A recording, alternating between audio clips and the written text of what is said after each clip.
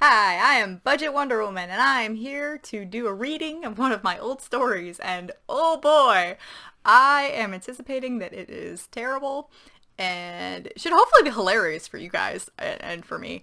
Um, I I had actually forgotten that I had written this story, so that should be fun. I am also using a new mic. It's actually been sitting back there on that shelf for a while. You've probably seen it. It was my husband's old mic, and for some reason, I actually tried to record originally with this. I didn't like the sound for some reason. I think I hit my head or something. I don't know why. The sounds fine on this. If for some reason it doesn't work, it's just gonna be my two videos this week that might be a little off. Then I'll go back to my other mic. So I talk kind of loud sometimes, and I was popping the webcam mic, and I would go through when I was editing usually, and I'd try to just like decrease the sound in that little tiny section. And I don't want to have to do that if I don't have to.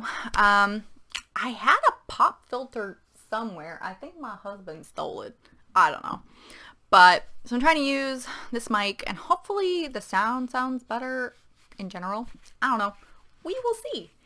But anyway, yeah, so this story, last week I was looking through my stories to see, okay, which ones, do I maybe want to read on camera, which ones would be fun, and I came across this one, and I legitimately forgot. Like, the other story I remember, like, oh yeah, I remember I had written this. This one I went, oh god, oh no. So, something you have to know about me, and you can probably tell because of the manga back here, I do enjoy like anime, manga, and also like Japanese culture and stuff. But I was obsessed in middle school and high school. Like I was a weeaboo, basically. And like I could not usually go into a conversation without talking about it. It was that bad. I was that girl who most people going, oh god, no. I got better about it. Now I'm a fairly normal level fan about that stuff. But I was so bad about it back in the day. And so I sort of evolved from just the anime crazy person into wanting to know more about Japanese culture and all that. And I had gotten a couple of books because I had an idea in my head to write some books set in Japan. And I was very curious about, could I write something like that? I didn't know. I was like, oh my gosh, I want to do so much research. It's going to be ridiculous. Well, this story, I decided to write this because I had an idea in my head, and I was like, well, whatever. It's just a short story. Nobody's ever going to see it. And I don't think very many people ever did see this. I think a couple of my friends in high school may have read it. But yeah, I don't remember much about this. I know it's probably going to be bad, though. I wrote this in 2006, 13 years ago. So that should be fun. Also, what's fun, I have a glossary at the front of Japanese terms. Because I decided to just completely swap English words for Japanese words with no care for actual, in sentence context or how they're actually supposed to be used. No. So, there's no context. I looked very quickly through this. I didn't really read much of it. And I was like, ooh, I would not be able to know what that is from the context. So I actually, I have the actual story, but then I had to copy the words so we can refer to them while I'm reading this because I do not remember. Also, this video, you've probably been able to see, it's going to be long. This story is 21 pages. The story is much longer than the one I read previously. So I'm proud of myself that I was able to write that much back in the day. But this is actually complete. This story is complete. So at least there's that. Most of the rest of the stories I will be reading this month are not complete. So sorry. But yeah, so let's get started. So this story is titled Shizukesa, and I think that means silence. I looked it up. It means like silence or stealthy or something. I don't know why. We'll find out. And then I have this whole thing, Japanese translations. Here's the words. Here's whatever. And so let's get started reading this. The autumn leaves rustled with the soft dawn breeze, the thin branches tapping against the roof ridges. 2 sleeping figures lay soundlessly, though the one nearer to the door began to stir. He sat up slowly, standing up and trying not to disturb the other person. The temperature of the room was cool against his bare skin, so he pulled on his clothing from the night before, and then he left. Many of the mistresses were about, purifying stones and preparing the morning tea. One, Ayako, was near the front entryway, clipping and arranging flower bushes. Ohayo gozaimasu. Lord Ichige, leaving so soon? Alright, I think Ohayo gozaimasu is just good morning. Did I actually... Yeah, that's good morning. Okay. The guy's name is Ichige. That's not an actual Japanese name. I actually remember, I made this up and I looked it up after and it said, yeah, this isn't a name. And I went, it's fine. His name is Ichige because it kind of sounds Japanese. So, yeah. Ohayo gozaimasu, Lord Ichige, leaving so soon? A smile grew upon his handsome face. Ohayo, Mr. Sayako. Ohayo, again, I believe is just... Yeah. Okay, yeah, it's just a shortened form of good morning. Ohayo, Mr. Sayako. Unfortunately, yes, I must be leaving. My counsel expects me back by this evening, and I must be going soon if I am to meet that deadline. Good day. Ichige turned and began to walk through the entryway. Good day. I shall give your regards to Lord Shibuko. Have a safe ride. Ichige waved, but did not stop as he walked away. So, I don't think most of these names are real Japanese. Some of them may be. I don't know. They're probably not, like, proper names at all. Outside Lord Shibuko's courtyard walls were fields and workers, the autumn sun just barely peeking over the horizon. To his right was his entourage, 3 of his finest samurai mounted on beautiful horses. One, his favorite, held an empty horse by its reins, gently petting its neck and not paying attention to Ichige's approach. Ohayo, Shinto-san! Ichige said loudly, smiling. So, the other main character, there's Ichige, who's the lord, and then Shinto, who is the samurai. Shinto, it's Shinto, like, S-H-I-I-N-T-O, so it's not the religion, it's like a name that means silent. I think it means silent or deadly or something. I have it in here. What does it mean? Silent as the grave or deathly quiet is what it means. So anyway, Shinto, still holding the reins of Ichige's horse, jerked in his saddle and looked at Ichige. Arema! Oh god. What did I do? Oh, okay. Good heavens! Oh my god, gee whiz. Let's see. Arema! Lord Ichige, you startled me. His voice was soft and fluid, with just enough hardness to sound male. Breathing in, he began to speak again, remembering the traditional formalities. Ohayo gozaimasu! Are you ready to depart? Ichige nodded and mounted his horse, checking the swords at his left side, tied to the saddlebags. He sighed. Just as I left them. If Lord Shibuko were not so paranoid, I would not have had to worry about them, he said to Shinto. A lord I may be, but I still have the soul of a samurai. You do keep saying that, even if you never were a samurai, my lord, said the samurai farthest from him. He was easily a decade older than Shinto, with a coarse tan face and dusty eyes. Ichige chuckled. Maeda-san, you shall never let me forget that, will you? Maeda smiled and gripped the reins of his horse, preparing to ride. The third samurai was older than Shinto and Maeda, and silent. Though he rarely spoke, the gray-haired samurai was very wise and very deadly. He was an observer, usually spotting trouble before the others. Kei-san, let us leave now, Ichige said to the eldest samurai. He nodded in recognition, and his horse began walking forward. Ichige followed behind, Shinto and Maeda bringing up the rear. The trees along the sides of the road swayed in the breeze, the leaves sounding like a rainstorm.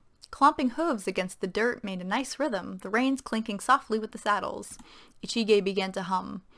It was a soft tone and very calming. Shinto smiled and sung the words out loud. His voice was pure and light, though did sound female. Maeda and Kei listened and enjoyed the gentle moment. There was a reason Ichige had samurai with him when he traveled, and this did not allow many moments without violence or secrecy. Lords had to be cautious at all times, especially near the lands of other lords. Bushi sometimes attacked those who wandered too near their lord's territory.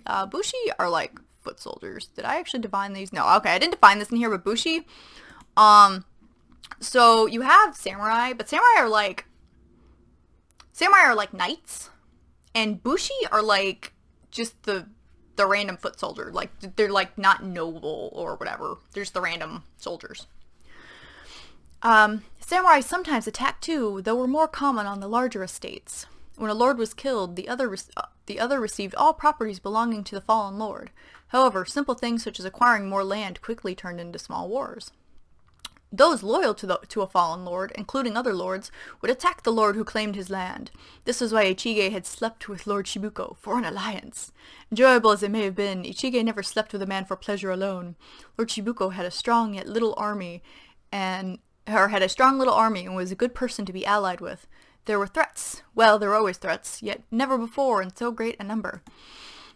So, I think the reason I'd written this, or part of it, was that, like, I read something where, like, it wasn't frowned upon for a guy to sleep with another guy if it was, like, for, like, a political reason or something like that. And I don't know how true that is. I just remember reading something like that. So I had my guy sleep with this other lord, be like, alright, it was for an alliance, woohoo. I don't know. I was an edgy, like, 16, 17-year-old who was like, yeah, this is great. Yeah. So it's very bad. I don't, because there's like no context. It's like, okay, he's sleeping with another dude. Okay. Ichige had no great army, nor a great resource for men, yet his land was vast and very fertile. It was the best soil for many miles. As well, the minerals in the few mountains on his land were of great value. Many lords were vying for the land, and a few had the power to take it. And assuming 2 or 3 of the less powerful lords combined forces, Ichige was in trouble either way. An alliance between 2 or 3 other lords was necessary if he were to defend his land. The travel to his estate was uneventful, the 4 arriving in the mid-afternoon. Cherry blossom trees dotted the main road to the manor, their bright pink blossoms gone until spring. Okay, I was gonna say, I better say that they didn't have blossoms in autumn. Thank God I at least knew that much. Hidden partially behind the trees were several samurai, 8 in fact. They were stationed in 4-hour shifts by Ichige's council, watching for any unwanted visitors. Kei led the others to the courtyard entryway, where they slid off their saddles, 4 stable boys grabbing the reins to hold the horses steady. They grabbed their belongings. Shinto grabbed Ichige's things, except for the swords, and the horses were taken to the stables. Kei and Maeda excused themselves and left for their quarters. Shinto swung the saddlebags over his shoulder and followed Ichige to the manor. Dirt was kicked up as they walked, indicating the lack of rain during their absence. The path was short and ended at the wooden steps of the manor. A portly man, with a ring of hair about his head, was waiting for them. He bowed as Ichige arrived at the steps. What the heck did I write? Bonsowaru wagakimi. I am glad you made it back safely. What is that? Okay, good evening, my lord. And I'm sure those things do not go directly together, but I put those 2 words together. It was 2 separate things. Bonsowaru and then wagakimi. Good evening, my lord. I think it should just be konbanwa, but whatever. I don't know. He glanced at Shinto and then back to Ichige. There is much to discuss. Alone with the council. Please, Wagakimi, come with me. I know this has been a long day, however you must know what has been happening. Ichige nodded. Shinto, go get some rest. Shinto bowed slightly, and Ichige followed the portly man inside. He knew Ichige trusted him, but samurai were not needed for political issues unless fighting was involved. His room was small, though accommodating, with a futon in the left corner and a small table to the right, or in the right corner. Upon the table was an arrangement of flowers, the petals now wilted and brown. He would have to gather some more flowers in the morning. At the moment, he was quite tired and wished to get some sleep. Metal plates clinked as he removed his armor and placed it on the stand. The clothing underneath stuck to his skin and was peeled off. It had been very warm with the armor, and he had not had time to air it out before now. With the last piece of clothing shed, he recited his evening prayers and slipped into the futon. Sleep came easily. So, again, like in the previous story I read, I shifted. It was like third person omniscient. Like I was with Ichige and then suddenly we were with Shinto. And it's supposed to be third person limited. Like that's pretty much how I write. But I was like, no, I'm just going to do omniscient. Whatever. I have no care for this at all. I don't know what I'm doing. So, whoops. Alright, and there is a line break. The room was warm, the many burning candles illuminating the large table. Ichige sat at the head of the table and waited for his counsel to speak. Gosuke, a thin gray man, stood up and began to address him. Wagakimi, recently we have received reports of reconnaissance groups, 5 separate occasions in 2 separate colors. It seems Lord Okano and Lord Tsubo have joined forces, and they are scouting out adequate battle sites. Ishige frowned and folded his hands, pondering. How reliable are these reports? A solid look was on Gosuke's face. He sighed. Very. They are from our own samurai. Gosuke sat down slowly. Past reports had always tended to be muddled information, and very little was to be believed. Yet now, even through careful avoidance, actual threats were emerging. With reliable reports to match, Ichige was quite worried. Lord Okano was a minor lord of very little power, yet he had a great resource of iron on his estate, with many workers to mine the ore and to work it into various weapons and goods. His army was a meager 100 or so bushi and perhaps 5 samurai, yet he had weapons enough for an army 20 times that number. Many lords had considered overtaking Okano's estate. His little army no great threat, yet one major obstacle laid in their way, Lord Tsubo. Lord Tsubo, quite the opposite of Okano, had a sizable army, well trained with nearly 1,000 bushi and about 150 samurai.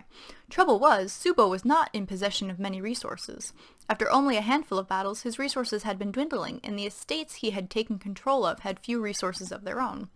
The alliance between Okano and Tsubo was always expected, but now presented a problem for Ichige and his estate. Ichige's army was about half the size of Tsubo's, with even fewer samurai. Many of the samurai in their prime had died during previous attacks on the estate, leaving behind mostly old and inexperienced samurai. The alliance with Lord Shibuko gained him a temporary 100 bushi to be used until needed back on Shibuko's estate, but no samurai to speak of. The other 2 lords he had alliances with, Mitsuko and Umagi, were kind enough to lend him supplies and another few 100 bushi, but only a total of 17 samurai, and all had to be returned when called for by their lords. In all, Ichige was still without an army that could withstand an attack by Tsubo. Breathing in deeply, Ichige turned to Shigo, the portly man. What plans have we for countering an attack by Tsubo's army? Shigo did not look with enthusiasm as he replied. As you know, our army is a poor match for Tsubo's. We have devised that we must exploit a weak point of theirs, and to do so we must cut Tsubo off from his supplies. Which means attacking Okano and destroying the iron processing, Ichige said, disheartened that there was no alternative. How do you propose we do so? Okano's army is an easy target for us, but the land between here and his estate is so open. Tsubo would know what we were up to before we even arrived at Okano's front gate. Shigo nodded in agreement. That has been our main issue with trying to plan an attack on Okano. We think perhaps we could send in spies, but again the land is so flat that Tsubo scouts would discover our spies. And it is too long a journey for ninja to make during the night, and, as you know, attacking Tsubo directly is suicide. So this is where we stand, without any workable plan. We will try to come up with an alternative. Ichige shook his head. No, we do not need to infiltrate Okano's estate.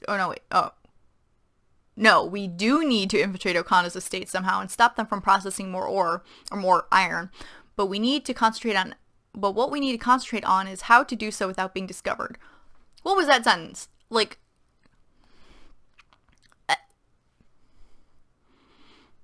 That was not a good sentence.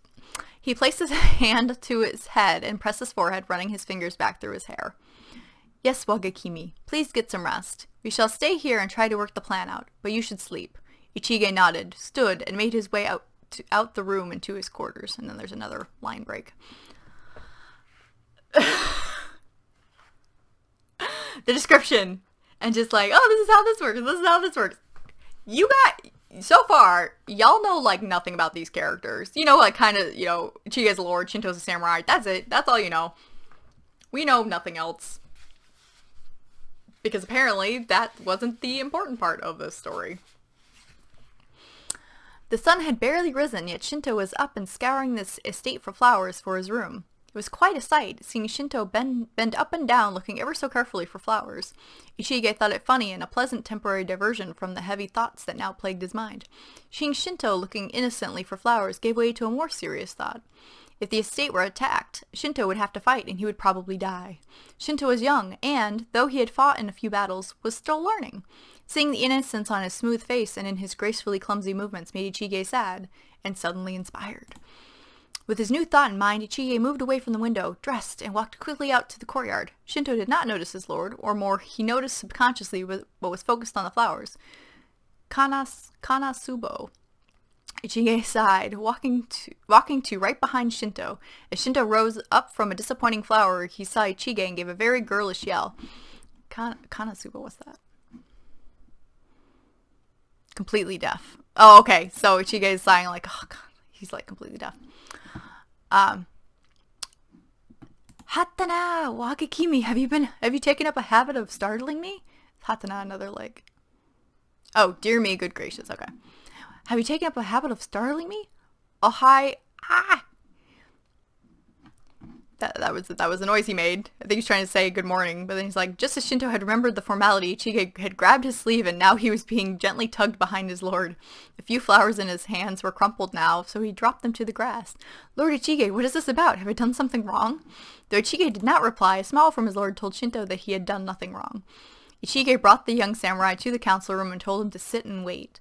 After a few minutes, the members of the council began filing in, looking tired. Once they were all seated, an excited Ichige went over to Shinto and began to address his council.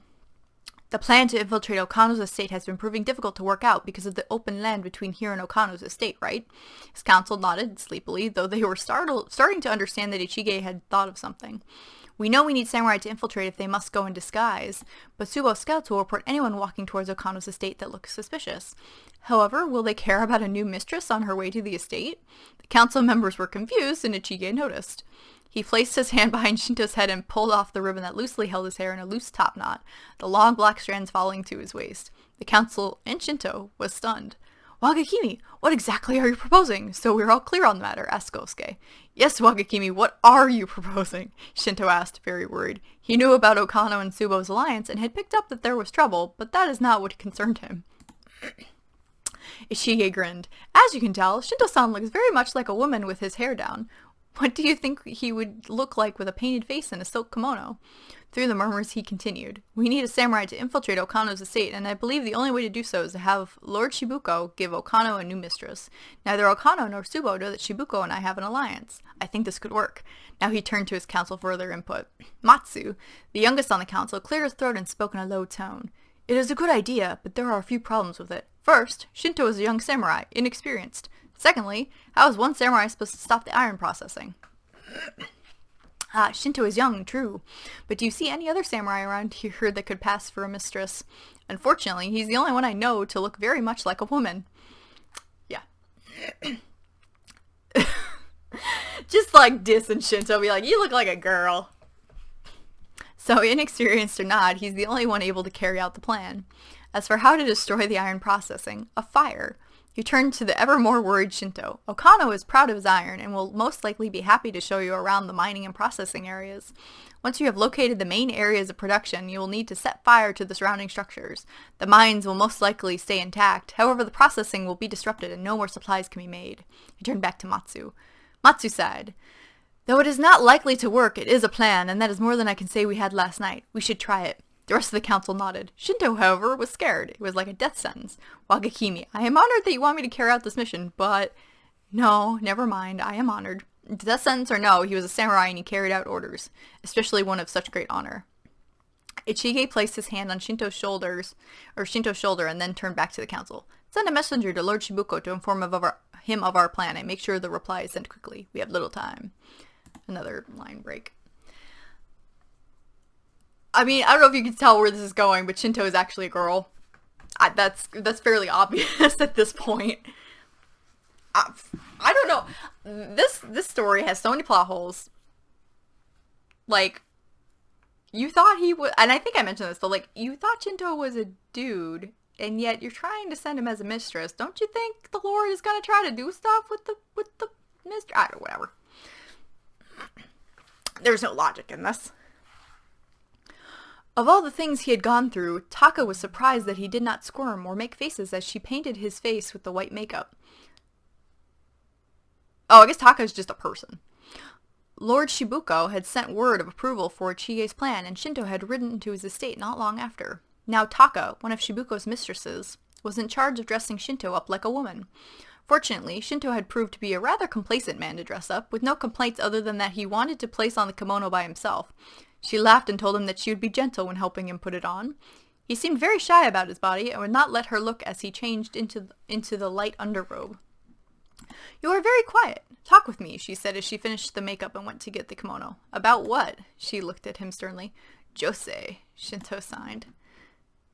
Josei, female voice. Oh. She's reminding him to speak in a female voice. I thought Josei was just a woman. I don't know. Gomenasai just means sorry. He had been warned repeatedly to speak in a female voice. At first, Taka simply asked him nicely, but now she just said Josei and gave him a hard look. "That looks heavy," he said as she brought over the kimono. "It is. Now please stand up." He did so, slowly and hesitantly. "Oh, I will be gentle, do not worry. Is your chest still bothering you?" She was inquiring about the bandage about Shinto's chest. It was heavily wrapped. He had informed her that it was a still healing injury. "Oh no, I wonder what it could be." "Oh no, not anymore. Thank you for asking." As Taka placed on the kimono, Shinto noticed how beautiful the fabric was. It was a soft blue with simple cloud patterns near the top and waves toward the bottom. The obi was a royal blue and took the longest to put on. Taka adjusted the obi so many times that he thought she was just being cruel. At last she had finished. I adjusted the kimono so that it bunches over the top of the obi. Stuffing the kimono would not work after you walked around for a long while, so this is the best thing to do. She studied him and took a step back.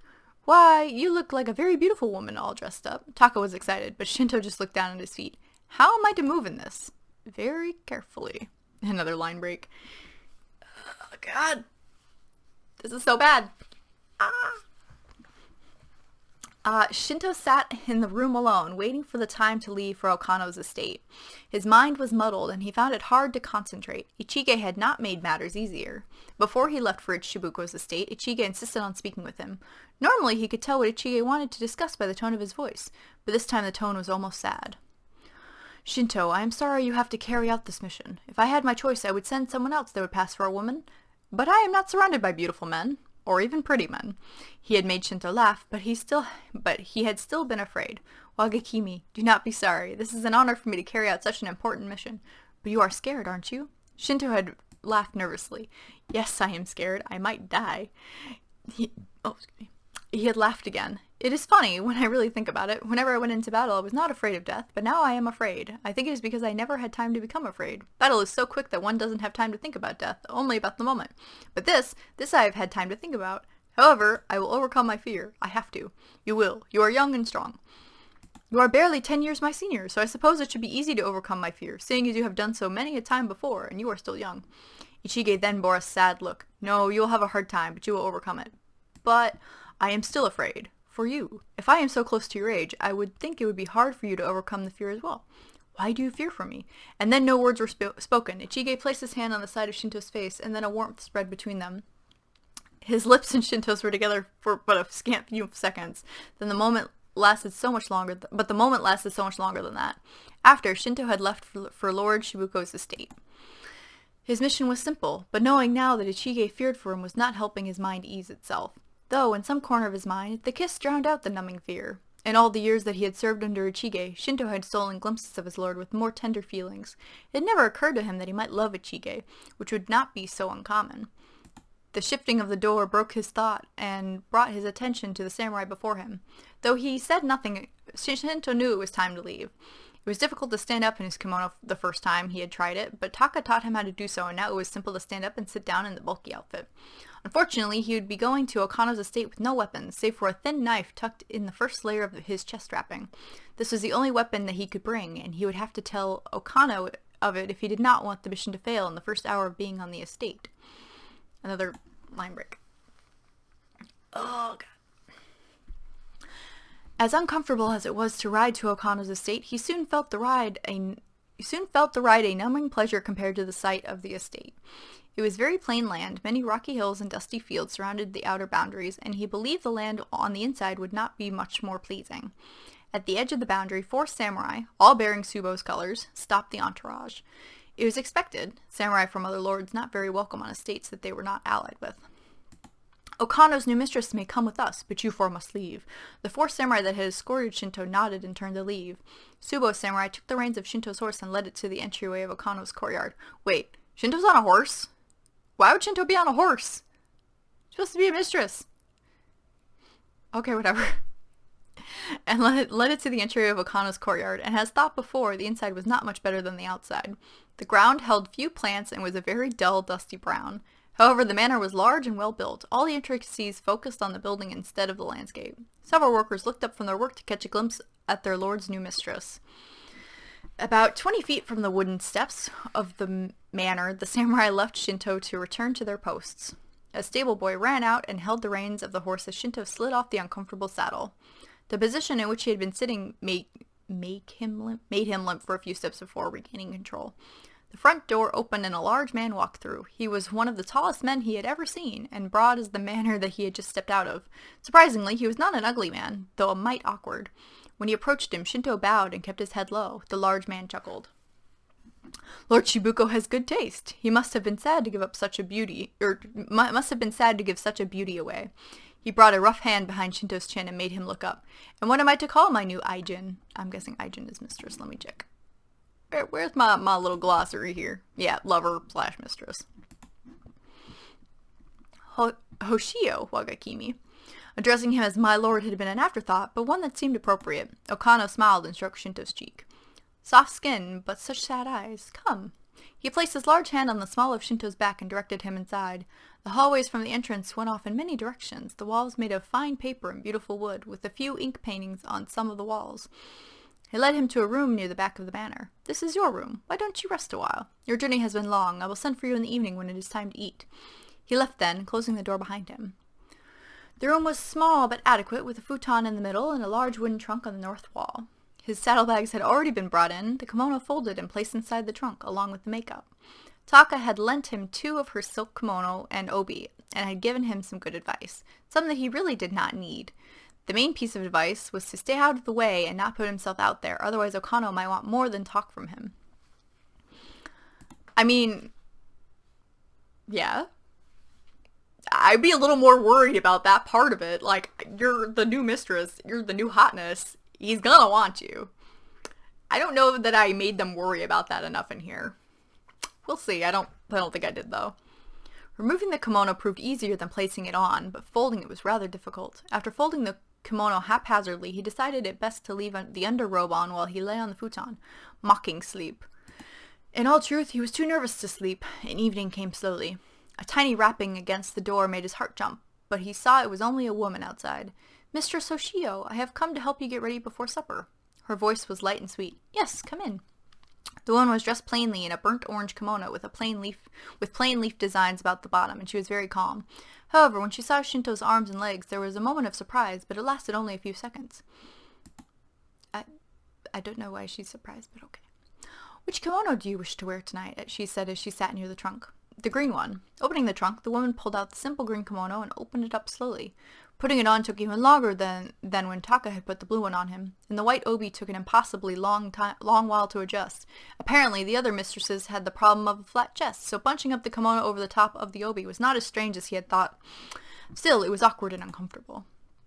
When she had finished, she led him to Okano's quarters and left him standing in front of the door. Before he could knock to announce his presence, Okano invited him in. Please, come in. Okay.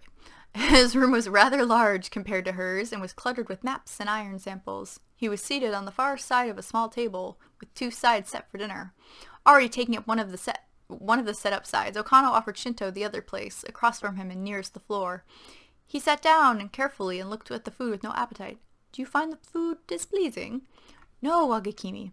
With that, he took a bite of fish and ate small bits of the other food, but nothing was appetizing at the moment. If he were not so nervous, the meal would have been excellent, but the sick feeling kept him from eating much. Gomenasai, Wagakimi, but my appetite seems to have left me. The food is good, but I think the ride here unsettled my stomach. Well then, let us hope your stomach is settled tomorrow. Good night. Yeah.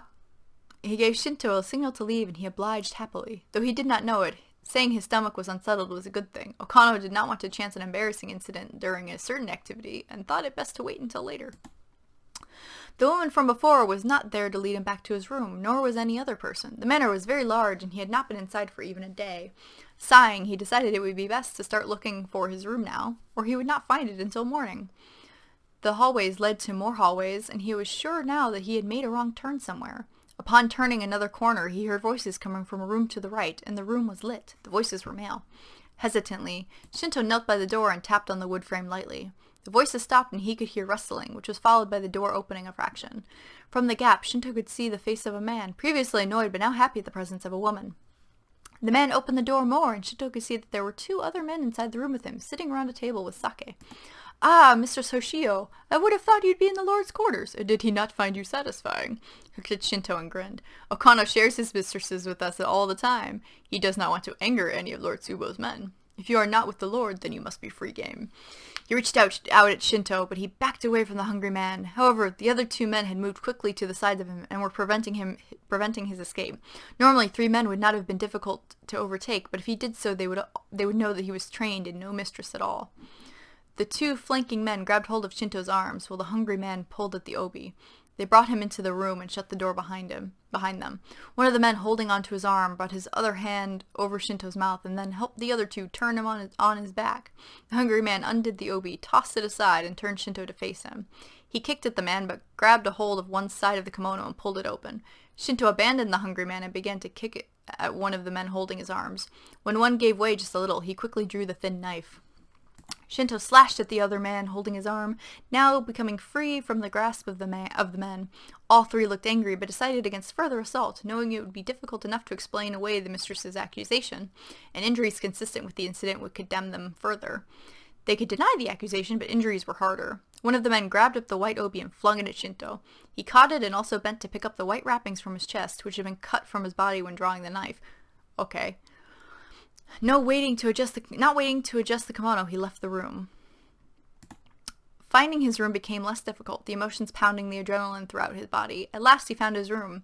After taking off the kimono and folding it and the obi, he undid the underrobe to look at his chest, or rather, her chest. Oh no! Oh my! What a twist! That we saw, coming, miles away. There had never been any chest injury, but she had always needed to keep her chest wrapped. Since she could remember, she was raised as a boy. Her father was a great samurai, but had no sons to carry on after him. When she was born, her father was so excited for a child that he overlooked that she was a girl. Her mother had protested. She thought she had anyway, but she died of an illness not long after, a strange fever. Even when she was a little child, she was trained, though it did not seem like training when she had to haul wood or prepare food. She had never been a woman, although always raised to act like a man, to dress like a man, though she was always confused on what she was. When she was around 12 years of age, she started to show the roundness of her breasts against the fabric of her clothing. It was barely noticeable, but from then on her father told her to keep her chest wrapped. It was then that her father had explained to her exactly what she was. Yet she wanted to remain a boy, the life of a woman so boring to her. When she became a samurai under Lord Ichige, she never once thought of herself as a woman, not for several years. Recently, over the past 2 years, however, she had been feeling more like a woman than she wanted, something stirring within her. That was also the time when he started stealing glimpses of Ichige with tenderness. He was a caring man, and he never hesitated to do what was necessary. His smile could numb pain sometimes, but now that he had kissed her, everything was muddled. Ichige did not know that she was a woman, which meant a relationship was impossible. However, that kiss was what she desired, and she so wished to be held in his arms.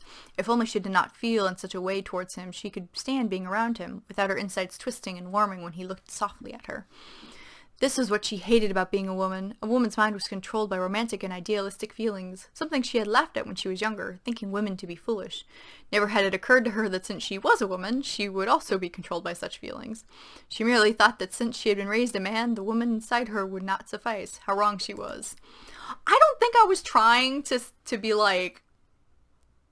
anti-feminist or whatever in this. I think I was just women are so foolish, blah, blah, blah. I don't know why I wrote it that way.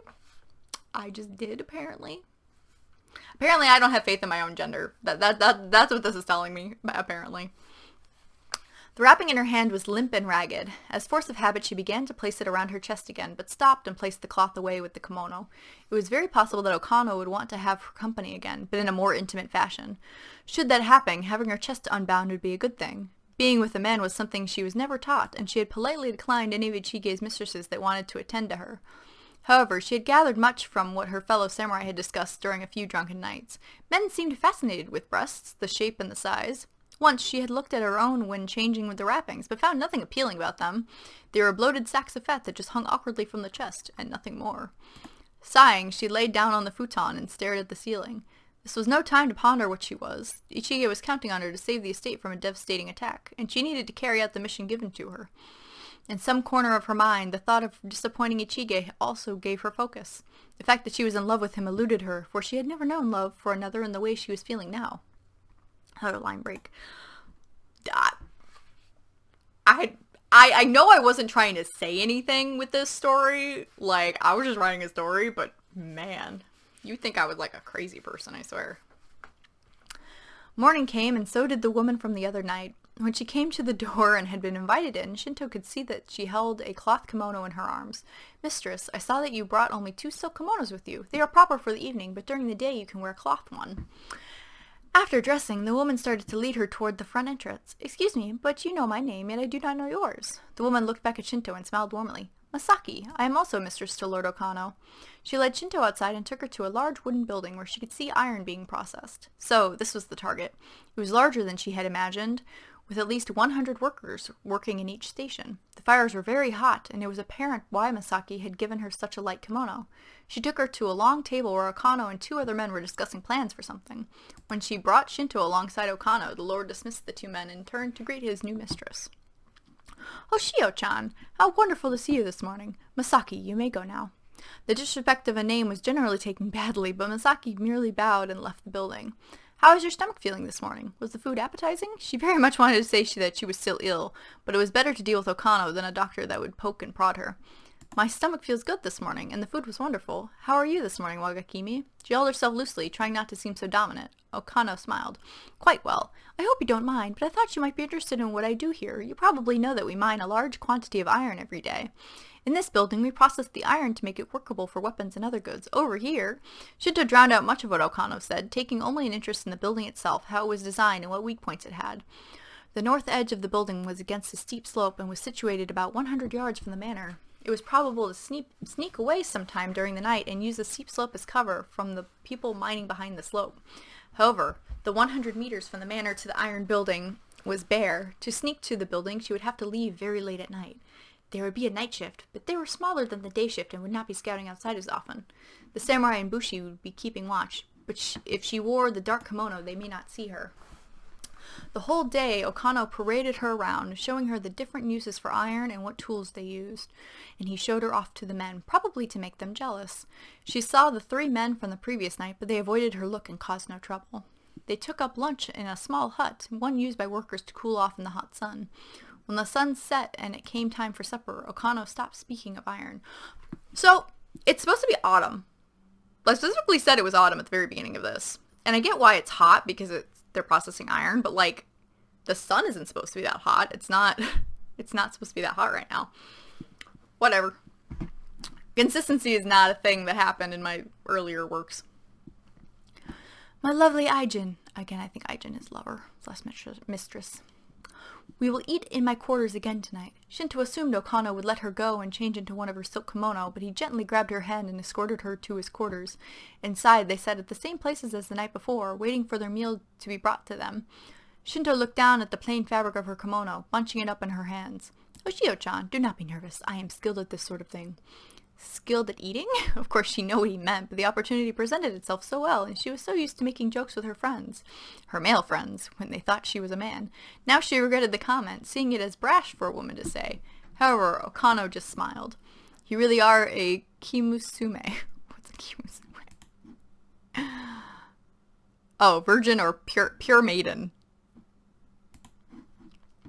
"How very rare for a former mistress of another lord to still be pure. My compliments to your Lord Shibuko.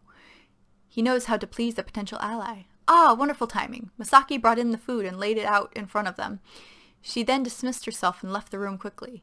That dear girl, so helpful. He began to eat, but kept an eye on his new mistress, making sure she was eating.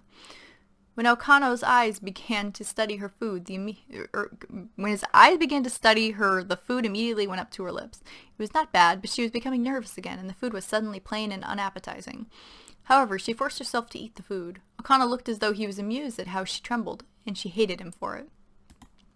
The meal took a very long time, Shinto making sure to take as long as possible. Perhaps he would lose interest in her and dismiss her for the night, but this did not seem likely. Finally, when the bowls had been cleared and they were alone and a heavy silence set in, it was hard for her to breathe, every muscle stretched and taut, and her heart racing in her chest. The soft movement of Okano's hand made her jump as he reached across the space where the table had been. His eyes were soft, but his body was poised like a cat waiting for its prey. Calm now, my pretty one. I take it by your reaction that you have at least heard of what goes on after the meals are finished and the lights are dimmed. He clasped her hand in his and rubbed the back with his thumb. Just a few moments, and it is over, and the pleasure comes. You do not need to do anything except open yourself to me. A quick lunge, and he had his lips to hers, starting soft and gentle, but gradually parting his lips with his tongue. The kiss became hungry, and she did not know what to make of it. It was startling, and his creeping hands paralyzed her. She did not notice much of what happened to her then. The kimono was removed, and she could feel him pushing her to the floor, felt his warmth as his body smothered hers. Then there was a sharp pain, but it numbed after a few minutes. Then it was over. Okano lay to her side, breathing heavily, and then he dismissed her. And then there's another line break. They had no contingency plan. Like, Okano, of course, is going to want to sleep with his new mistress. Why was there no contingency? Like, the people think that Shinto's a dude. Why did they not have a contingency plan for this? I don't know why. Like, she has to sleep with him anyway, and she couldn't think of any other excuse to, like, not sleep with him. I mean, obviously, she's a woman, so it's like, okay, well, I'll do this for the mission, whatever. But, like, wouldn't they be talking to Shinto and be like, okay, well, if he wants to sleep with you, do this, and then, so, because obviously he's gonna find out you're a dude, and that's bad, but of course they don't, it's the whole thing. I think I knew that this was an issue, and I just ignored it. The futon was soaking with her tears. They had not come for a few hours, her mind still in shock at what she had experienced. Her first feeling was of disbelief, and she had kept saying over and over in her head that it had not happened. The feeling wore off and was replaced by a longing for Ichige, and wishing he had been the one that had done that to her, and that is when the tears came. Yet she still did not know what it was to love someone. Slowly, she wore herself out from crying and drifted asleep. Her dreams were strange and new, ones of a family and an acceptance. These were all foolish ideals, and she consciously knew that, but her subconscious made it clear that these ideals were embedded in her mind. Despite how much she tried to be a man, her body, all of 24 years, was telling her what she needed. The next morning came unwontedly and sorely for Shinto. Masaki came again with another cloth kimono, but left the minute after. It was unexpected, but by now Shinto could put on a cloth kimono with little difficulty. The obi was harder to put on, but it was shorter, and she managed to place it on well enough. Hopefully no one would notice. In her mind, she was finding this rather ironic. Yes, she was starting to get the feelings of a woman, but the sense of how to dress like one was completely lost. Tonight would be when she would carry out her mission. The night before, she had asked Okano if she could have a look around his estate without being hindered by a guard or a guide, an afterthought from the night's events. Since he was eager to please his mistress, he gladly granted her request. She needed to look around the large processing building, see where she could easily access the building without being seen. The sun was still low on the horizon when she stepped outside, giving an orange hue to the dusty estate. She placed on a gentle smile and walked around the manor to the iron processing building. Studying the building from different sides, she found that the steep slope against the north wall was taller than the roof, but the area in between was very narrow and would be difficult to maneuver around with a kimono on. However, she found no alternative to wearing the dark silk kimono, for she had no other dark clothing, and the gap was still wide open. Upon further observation of the building, she found the roof to be solid wood with gaps for the smoke to come through. Solid wood would be difficult to burn compared to a thatched roof, but it could be done. Another matter was the guards. Sitting down in a nearby shaded hut, she watched the samurai, finally determining that shifts were 3 hours long. By this time, the sun was just barely behind her, and her stomach was aching slightly. She decided it would be best to return to the manor and wait patiently. The hallways were still somewhat difficult to navigate, but she knew her way around enough to find her way to her room. As she passed by a room, she heard strained breathing and a few low cries. It sounded as though someone were injured. However, she was not sure until she heard a low but high-pitched high-pitched screech. Opening the door with a knife in her hand, she found a very embarrassing sight. Masaki was laying down upon a futon with her obi tossed away and her kimono spread open beneath her. A young man was positioned on top of her, his pants removed and tossed in a crumpled pile in a corner. Both gave her wide-eyed looks and scrambled to cover themselves. Shinto looked away very quickly. "Gomenasai, I thought someone was injured. Please excuse me." Very quickly, she closed herself in her room and sat on the futon, her heart beating hard and her face flushed. The door slid on its track as Masaki entered, also bearing a red, embarrassed face. She closed the door and sat quietly in front of Shinto. However, it was Shinto that laid herself to the floor and bowed. "Please forgive my intrusion." She felt a soft touch on her shoulder. "I forgive you. It was somewhat my fault anyway." She pulled Shinto up to look into her eyes. "We should have waited until tonight, but our lord has already told me that he wishes my company tonight, and I thought he would want you again, unless... Were you a kimusume? I'm guessing again, virgin." Shinto looked lower. "Yes, but no longer." "Oh, I see. Our lord is kind to a kimusume, and gives her a few days' rest after her first night. He knows our bodies are fragile when first broken."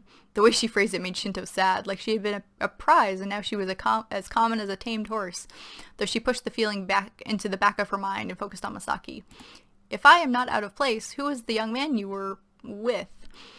"His name is Hirose, and he is a son of Lord Okano. We have been involved for a long while now, and Okano knows this. That is why I do not mind if he does not address me formally. He has been willing to share me with his son, but I must still answer to the Lord's summons any time he wishes.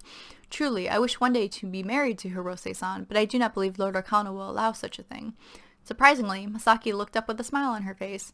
"But please, do not worry. I am happy, and I am glad that you found out about the relationship from me and not from some twisted rumor that the other mistresses spread around. Good day." She stood and left the room. I say this like I have any character development for any of these characters at all. These are like two-dimensional, just like placeholders. This is horrible. Shinto was left with a calming feeling, glad that nothing had happened to upset the mission. It was very possible for such a mistake to compromise the mission. Customs were different in different places, and messing with one could mean dire consequences. However, she had been lucky. There was a solemn feeling buried somewhere in the calm, knowing Masaki could be caught in any number of events preceding the destruction of the Iron Building, but she pushed those feelings out of her mind and focused on the evening ahead. She took the evening meal alone in her room, finally finding it easier to eat. For a few hours after, she waited for a summon by Okano, perhaps if he had changed his mind, but no summon came. When the other rooms began to dim, she blew out her candle and laid down on the futon, and then eternity passed. And then there's a line break. No sounds were coming from anywhere inside the manor, everyone asleep. Outside were a few workers that made some noise, but not enough to be heard inside. Shinto knew this was the time to act. Adrenaline pumped through her system, even when doing the small tasks of placing on the brown kimono quietly and cutting lawn slits up the delicate sides. She tied the red obi around only twice and knotted it in the back. Why are you wearing a red obi at night? It's red. Wear something else. Or, I don't know, wear something different. She tied the red obi around only twice and knotted it in the back, cutting the remaining lengths on both sides to leave a very simple sash to keep the kimono together. With her limp chest wrap from the other night, she bound the knife to her right leg. The final thing she did was pull out the makeup box and open the false bottom, retrieving Flint. No longer was she a woman, but a samurai. She walked silently down the hallways and made no noise when opening the side door, recently discovered earlier in the day. To her left were two samurai in sight, with a known two more just on the opposite side of the manor. They were not looking her way, but she had no knowledge as to whether or not the other two samurai were looking her way. Breathing in deeply, she started to cross the gap, keeping close to the slope and moving very slowly. She would have very much liked to move faster, but that could draw attention, and that was not wanted at all. This was her only chance. If she were discovered, no amount of lying or trickery could persuade Okano that she was out doing something other than trying to destroy the Iron Building. The clank of metal stopped her dead as she saw one of the samurai from the far side of the manor start to turn. She held her breath and let it out slowly when he turned back to face the southeast. The last few yards seemed to take a lifetime, but after stepping completely behind the cover of the building, she sighed and granted herself a few seconds of relief. Now behind the building, she moved to about the center, careful not to snag her kimono on any rocks or small plants. A few plants scraped against her legs, but nothing else hindered her way. At the center, and her heart racing, Shinto scanned the slope and found the best path up without falling and creating noise. I'm noticing right now that, I have no idea what things look like. I think at the time, I must have had an idea in my head, but this all just sounds like randomness to me. She laid against the dirt and grabbed fistful after fistful of dirt to move herself up the slope, using what little leverage could be grasped by her feet. Climbing to a height equal to the roof took at least 20 minutes, and she was fearing for time because the more time she took, the more likely she was to be discovered. At the roof level, the gap between the slope and the roof was about 5 feet. This was the difficult part. She hiked up her kimono and tied the front and the back together at her left side. After moving up the slope just a few more feet, she was ready. The jump was executed a bit clumsily, but the effect was the same. Not wanting to make noise, Shinto had decided not to jump directly onto the roof, but to jump enough to grab the side and to pull herself up. There was some noise as she grabbed a hold on the roof, but pulling herself up was silent. The roof was angled low, with gaps every 5 feet for smoke to pass through. Now she crawled, making her way slowly to the center of the roof, careful not to grind her knife or flint against the roof. There were workers below, and though a little noise would not disturb them, an object dropping down on their heads may give them reason to find her. She could not reach the true center of the roof without being seen by the samurai on the ground, but she was able to get about 10 feet below the center. With her knife, she dug out a hole in one wooden plank, leaving many ragged edges for a spark to catch. She backed up to use the flint, having to bring her legs up near her shoulders to avoid a gap. Creating a spark was difficult, as she had to do so quickly. A few sparks formed and then died, either missing the hole or not being large enough to catch even a little flame to the wood. Finally, she managed a spark and began to blow softly on it. Soon, smoke was flowing out of the hole. After blowing on it some more, small flames could be seen, and she felt that the fire could sustain itself now. By the time she was at the edge of the roof, the samurai from outside had noticed the flames atop the building, and they were ordering water. The fire was still not strong enough to consume the building, and some water would be able to put it out, leaving only a few charred planks as the result. No, she had to prevent this. Now she did not care if she made noise as she jumped off the roof and ran out from behind the building. One of the samurai from the far side of the manor saw her. "Kunoichi!" Kunoichi is the female ninja. He yelled, though inaccurate. The other 3 saw her and closed in. The workers that had been sent for water were now coming back. It was fortunate that these samurai were without bow and arrow. She ran between the large gap between the 2 sets of samurai, just avoiding them as they lunged at her. However, they were chasing her now. She ran to her right and brought up her right arm, knife in hand, and jabbed it into the neck of one of the workers that was carrying water. The other workers tried to move out of her way and dropped their water while doing so. More workers were going to fetch water, but it was too late now. The flames were spread across more than half the roof now. It was to her advantage that the samurai wore armor and she wore none, for she had a good 20 feet between them and her. However, there was a samurai about 50 feet from her with a bow in his hand, and he was readying an arrow. She made a wide turn towards the stables. No horses were outside, so she had to go inside to grab one. Unfortunately, while she grabbed a horse, the 4 samurai that had been chasing her were now coming into the stables. With no time to spare, she mounted the nearest horse and grabbed a hold on the mane, kicking its sides to run. She directed it to the exit on the side, though she knew it would bring her very close to the samurai with the bow and arrow. By now, much more samurai had been alerted and were on their way to find her. When she exited the stables, she saw that about 10 or more samurai were coming from behind the one with the bow. Kicking her horse and pulling on the mane, she turned towards the front gate. She heard a whoosh sound and then felt a sharp pain in her shoulder. Behind her, she could see black and white feathers from an arrow. Another whoosh, a pain in her lower back, on the left side. Another whoosh, and the arrow missed. Her vision blurred, but she kept focused and hoped the front gate had not been closed. And a line break. Someone was touching her, cold and rough, but strangely soothing. The hands moved as she swayed her head and tried to open her eyes. She saw an old face, smiling. Whatever he was saying was garbled. She fell unconscious again. It was 4 days later when she regained full consciousness, going in and out every 30 minutes on the previous days. She knew she was in Ichige's manor, but not in her room. The room was in the mistress's wing. She knew the doctor had discovered her to be a woman after treating her wounds. For a few more days she was confined to the room, being brought food and tended to by the mistresses. However, about a week after regaining full consciousness, she heard a large group of hoofbeats and knew Ichige's army had come home. She learned from the mistresses that Ichige had sent his army to attack Okano when she had come back, nearly falling off her horse. Now they had come back. Despite her orders to stay confined to her room, she stepped outside and went to a window to see the returning army. They all looked happy and were already starting to celebrate. Without much thought, she went to the front door, being cautious with her wounds. That was when she saw Ichige. He saw her as well, but turned away coldly to greet the returning army. Another line break. It was a tense time in the manor between her and the samurai and with Ichige. She was finally able to leave her room after 3 weeks, but she had heard and felt tension beforehand. Once she had left the room, she was summoned to the council room. One of the mistresses helped her dress in a delicate silk kimono with green blades of grass and crane designs, with a light green obi. She had to look presentable to the council and to Ichige. The council was very quiet as she entered, and did not talk for a long moment after she sat down. She could barely look at the council, and she took great pains to keep her glance from Ichige. She had lost all honor by fooling her lord and his council. "Shinto, you have deceived us all. For this, normally we would have no alternative but to execute you," said Gosuke, very solemn with his words. She had expected as much. For a woman to pose as a samurai was a great offense, and resulted in execution. However, we have found that what you did for us to be invaluable, and in light of the wounds you received, you will be spared from any punishment from us. However, you will become a mistress and not be allowed to go into battle again. We will confiscate your swords, but will not destroy them to keep your spirit intact. I guess that's a thing. With this, the council stood up and left the room. Some tears flowed down Shinto's face until she felt a hand on the side of her face. Ichige lifted her chin to look into her eyes. She had not realized anyone was left inside the room. "Wagakimi, I have shamed you." Surprisingly, Ichige gave her a soft smile. "I know, but I forgive you. You tried to kill yourself 3 times, I believe? It is fortunate that you had not the strength to move to get your knife." He stroked the bottom of her chin with his hand. The feeling was very strange, not unlike how she felt when he had kissed her. Instead of being calmed, however, she became angry. "It is my right. I have shamed my house, my lord, my life, and to still live is almost more than I can bear. Why can you not—" A loud thwack resounded through the room as Ichige slapped his hand across the left side of Shinto's face.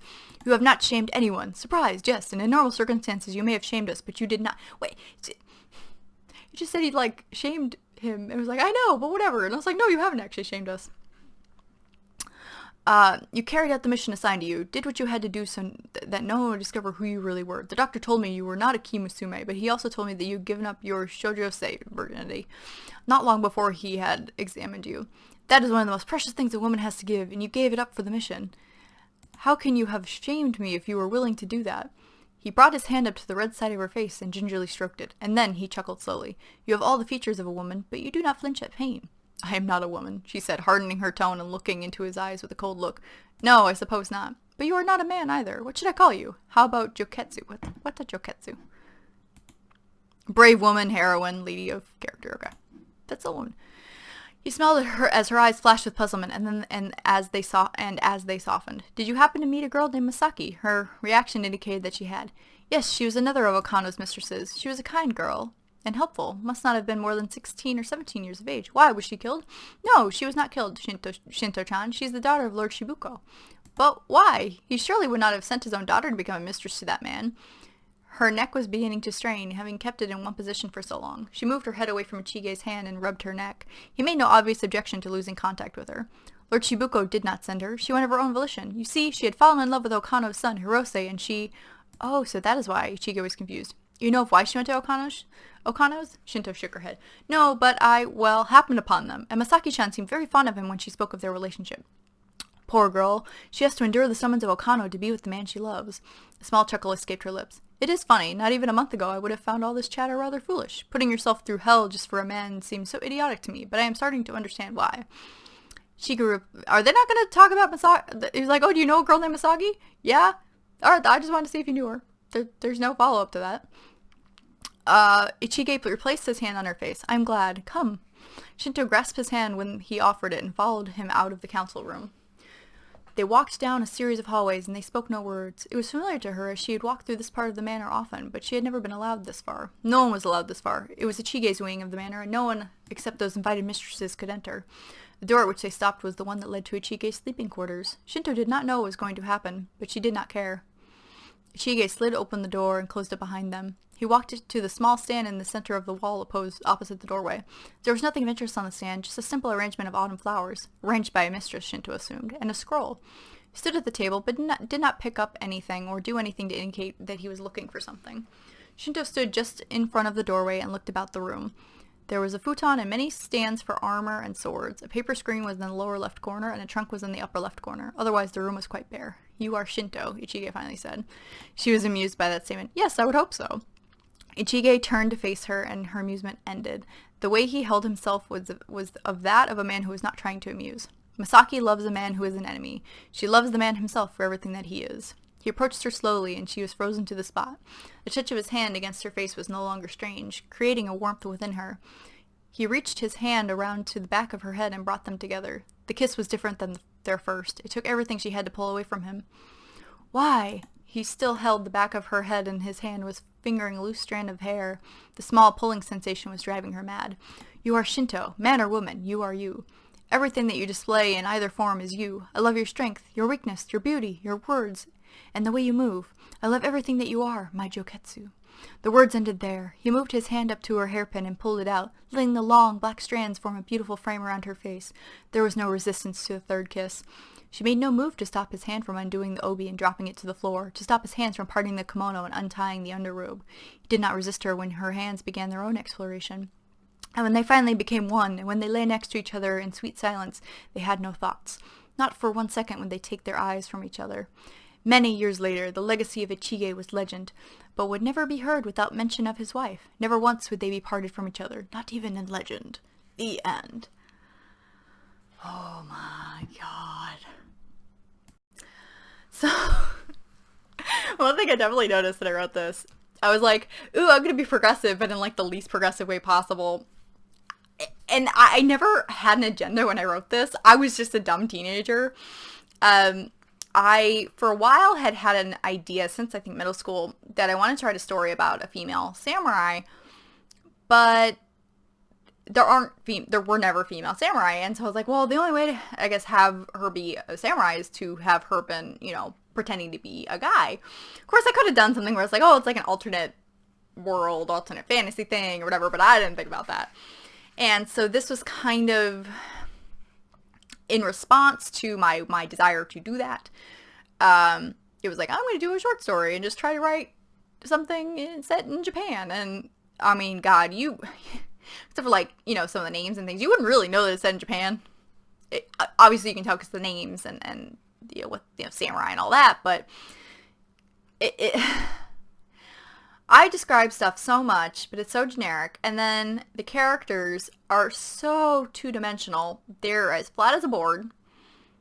You don't care what happens to them at all. And when I wrote this, I thought this was great. I was like, oh man, I wrote this big story. Just because you wrote, you know, 21 pages, it was a little over 11,000 words. Like, just because you wrote that doesn't mean it's good. I thought it was. It's not. Oh my god.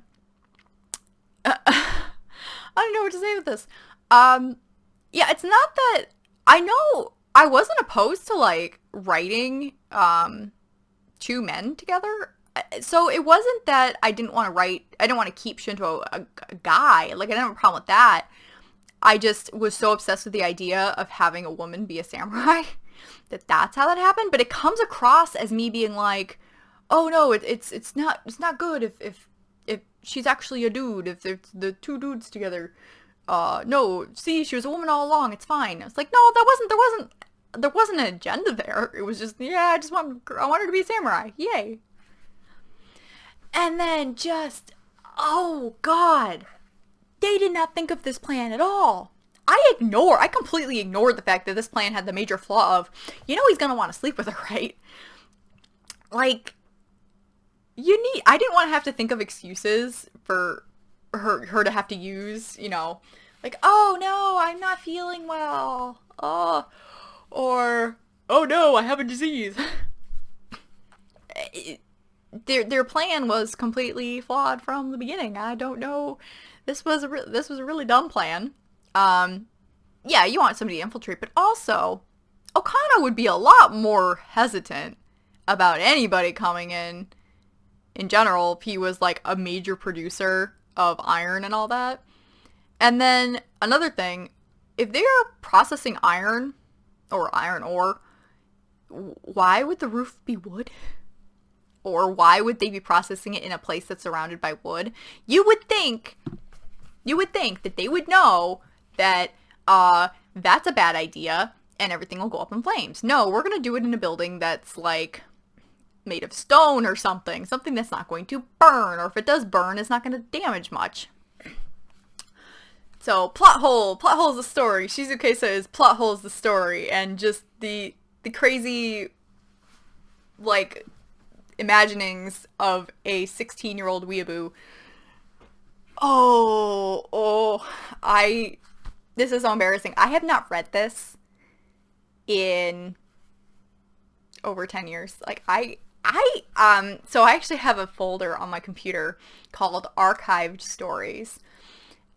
These are stories that I have abandoned and never want to look at again. I have stories too saved in another folder that are also equally cringy. I just hadn't abandoned them quite as quickly.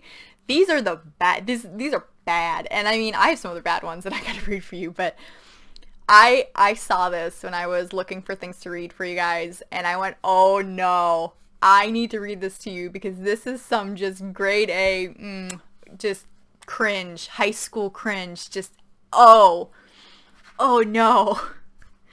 I'm really happy. I don't think I had too many of like the anime-ish tropes. Some of the humor was kind of like that. There's like a teeny bit of humor, but it wasn't like anime-ish, thank God. Although, if you ever want me to, I should read some of my old fan fiction. I wrote a lot of fan fiction back in the day, and I could read some of that, and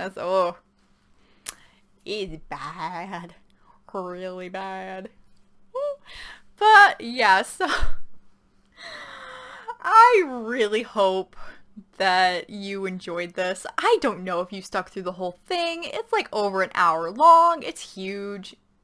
But it was a long story, and I was like, I gotta read it. I gotta immortalize all this cringe just on the internet. Be like, come on. It's cringy. It's horrible. So that's what, that's that story from high school. I will be back next week. I will be dressed up as something else. This is probably the most like involved costume. I bought this a few years ago for a party. It has a cape. Like Wonder Woman does not have a cape. And I also have these like really shiny leggings that I got on Amazon. And it was for a bad superhero party that we had. It was great. But like I got some foam and I made these.